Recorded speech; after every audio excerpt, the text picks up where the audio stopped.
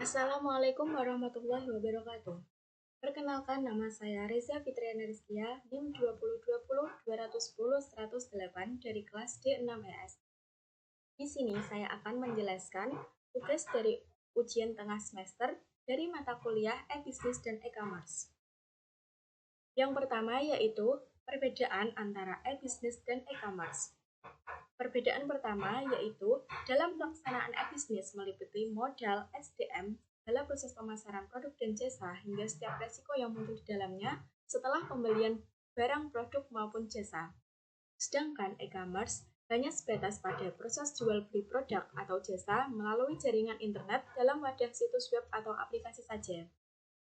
Yang kedua yaitu e-business memiliki sistem yang menelusuri setiap bagian dari bagian terkecil hingga terbesar dalam bisnis.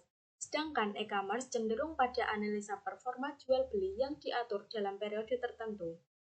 Yang ketiga yaitu e-business berorientasi pada kepentingan jangka panjang yang bersifat abstrak atau tidak menentu. Sedangkan e-commerce berorientasi pada transaksi perolehan uang yang melibatkan pertukaran uang dengan barang. Yang keempat yaitu lingkup e-business memiliki peran edukasi kepada pelanggan agar lebih memahami manfaat dari produk atau jasa yang didapat dari transaksi secara online. Sedangkan lingkup e-commerce hanya sebatas media transaksi jual beli secara online. Dan yang terakhir yaitu e-commerce dapat dikatakan suatu potongan kecil dari bagian e-business yang berfokus pada terlaksananya jual beli secara online. Selanjutnya yaitu contoh dari perbedaan e-business dan e-commerce. Yang pertama yaitu perusahaan jasa transportasi online masuk dalam kategori e-business. Sedangkan aplikasi online seperti Grab, Gojek, Maxim, InDriver, dan jenis usaha semacamnya masuk dalam kategori e-commerce. Yang kedua yaitu perusahaan penyedia layanan tiket transportasi online masuk dalam kategori e-business. Sedangkan aplikasi seperti Traveloka, Tiket.com, Pegi-Pegi, dan jenis usaha semacamnya masuk dalam kategori e-commerce. Dan contoh yang ketiga yaitu perusahaan yang bergerak di bidang saham online untuk memudahkan investor masuk dalam kategori e-business, sedangkan aplikasi untuk menjalankannya seperti Bibit, Bariksa, Stockbit, dan aplikasi saham lainnya masuk dalam kategori e-commerce. Di sini contohnya yaitu yang menjalankan perusahaan itu masuk ke dalam kategori bisnis, sedangkan yang masuk dalam aplikasinya atau yang digunakan oleh pelanggan itu masuk ke dalam kategori e-commerce.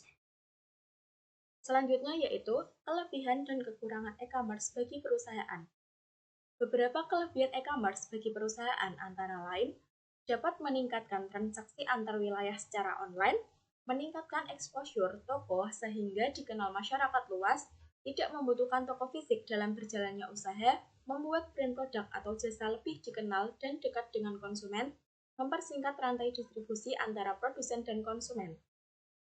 Dan beberapa kekurangan e-commerce bagi perusahaan antara lain memerlukan strategi pengiriman yang efisien dan aman, membutuhkan jaminan tepat waktu, keamanan, dan perlindungan terhadap penipuan, resiko pada tingkat pengembalian barang dan persaingan tinggi, terjadi kerugian yang tidak terduga, dan persaingan harga dalam berjalannya bisnis online. Dan juga dapat terjadi pencurian informasi rahasia dari perusahaan lain. Kelebihan dan kekurangan e-commerce bagi konsumen. Beberapa kelebihan e-commerce bagi konsumen antara lain produk dan pelayanan yang lebih bervariasi, menghemat waktu, dapat melakukan transaksi belanja kapan saja dan di mana saja, menambah kenyamanan konsumen saat melakukan pembelanjaan, mendapat harga produk dan jasa yang lebih murah daripada toko langsung. Dan yang terakhir yaitu konsumen dapat membandingkan kualitas lebih akurat dengan mengecek beberapa toko yang berbeda. Dengan produk yang sama, tetapi mengecek dari beberapa toko yang berbeda, itu bisa membandingkan kualitas yang lebih akurat dari produk atau jasa yang akan digunakan. Selanjutnya yaitu kekurangan dari e-commerce bagi konsumen antara lain, kualitas produk yang dijual belum tentu sama dengan foto yang ditampilkan di website dengan produk asli. Yang kedua yaitu terjadinya transaksi palsu dan penipuan yang dapat merugikan konsumen. Yang ketiga, pengiriman yang dapat molor dari waktu yang ditentukan. Yang keempat, terdapat cacat atau rusak barang akibat jasa pengiriman yang teledor. Dan yang terakhir yaitu tidak adanya jaminan kualitas produk. Selanjutnya yaitu contoh penggunaan e-bisnis di Indonesia. Perusahaan Gojek, Grab, Maxim hadir sebagai perusahaan layanan jasa berupa transportasi online yang menggunakan sistem pemesanan melalui aplikasi online. Perusahaan Telkomsel bergerak di bidang jaringan merilis sistem pelayanan provider online melalui aplikasi yang bernama Bayu Telkomsel. Perusahaan Shopee, Tokopedia, Lazada, dan Marketplace yang menyediakan kebutuhan sehari-hari juga dapat diakses melalui aplikasi online. Perusahaan Traveloka, Tiket.com, Begi-Begi yang bergerak di bidang pelayanan transportasi menyediakan pemesanan tiket online melalui aplikasi online. Dan juga ada perusahaan bank seperti BCA, Mandiri, Bank Mega, dan lainnya yang membuka pelayanan online melalui aplikasi yang disediakan oleh bank tersebut. Itu dia contoh-contoh penggunaan e-bisnis yang ada di Indonesia, perusahaan-perusahaan yang sudah berjalan di Indonesia seperti itu. Selanjutnya yaitu penciptaan nilai tambah atau value creation pada e-commerce. Proses penciptaan nilai pada perusahaan membutuhkan waktu panjang dalam menarik pelanggan. Ada beberapa yang harus diperhatikan agar peningkatan pendapatan dan pengurangan biaya pada perusahaan sesuai dengan target. Seperti yang pertama yaitu ada novelty, yaitu membuat nilai keunikan pada barang atau jasa yang dijual oleh perusahaan agar pelanggan merasa puas dan sesuai dengan keinginan mereka. Yang kedua yaitu ada lock-in. Perusahaan harus mampu menciptakan suatu ikatan seperti membuat pelanggan tetap belanja pada web perusahaan meskipun harga yang ditawarkan bersaing dengan perusahaan lain. Yang ketiga yaitu ada complementaris, kelengkapan dari kebutuhan pelanggan yang ditawarkan oleh perusahaan dan partner bisnis.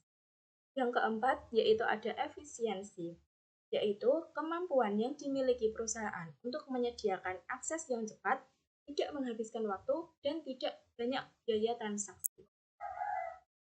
Selanjutnya yaitu fenomena kasus kerugian Goto, perusahaan merger antara Gojek dan Tokopedia. Perusahaan Goto atau Gojek Tokopedia merupakan platform online yang diminati masyarakat Indonesia, namun mengalami kerugian mencapai 40,4 triliun di tahun 2022. Lalu, bagaimana pendapat kita sebagai pengguna ataupun investor di aplikasi Goto dan saham Goto? Sebagai seorang yang menggunakan aplikasi Tokopedia dan Gojek, merasa terbantu karena dapat melakukan belanja produk dan jasa secara online dan sangat memudahkan. Karena dengan hadirnya aplikasi-aplikasi online, membuat kita tidak perlu melakukan transaksi langsung tetapi bisa melakukan dengan secara online. Lalu, jika dilihat dari segi investor, saya kurang tertarik untuk membeli saham Goto, seperti yang saya baca dari beberapa sumber. Faktornya yaitu seperti yang pertama yaitu fondasi saham Goto kurang kuat. Mengapa begitu? Karena saham Goto pada akhir-akhir ini mengalami penurunan yang sangat drastis. Yang kedua yaitu perusahaan Goto dari awal belum mencetak laba.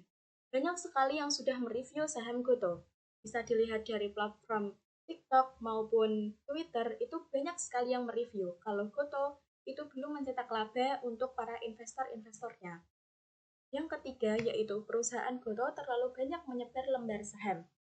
Goto mencetak saham itu banyak sekali dan hampir melebihi perusahaan-perusahaan saham yang sudah bergerak maju di depannya.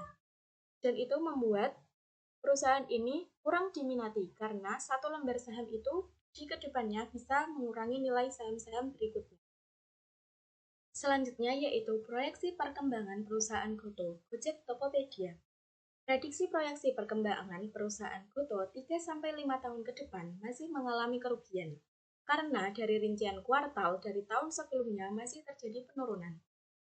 Tapi tidak semua buruk mengenai saham Goto. Buktinya, walaupun data proyeksi menurun, tetapi pertumbuhan pendapatan mengalami kenaikan. Ini saya baca dari beberapa sumber artikel di berita online.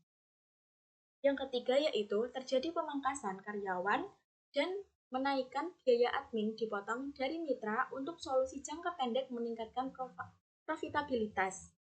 Yang keempat yaitu untuk proyeksi jangka panjang harus membuktikan dan meyakinkan kepada masyarakat bahwa saham Goto akan naik di jangkauan tahun tertentu. Sekian presentasi PPT saya ini dan video penjelasannya. Mohon maaf apabila ada salah kata. Wassalamualaikum warahmatullahi wabarakatuh.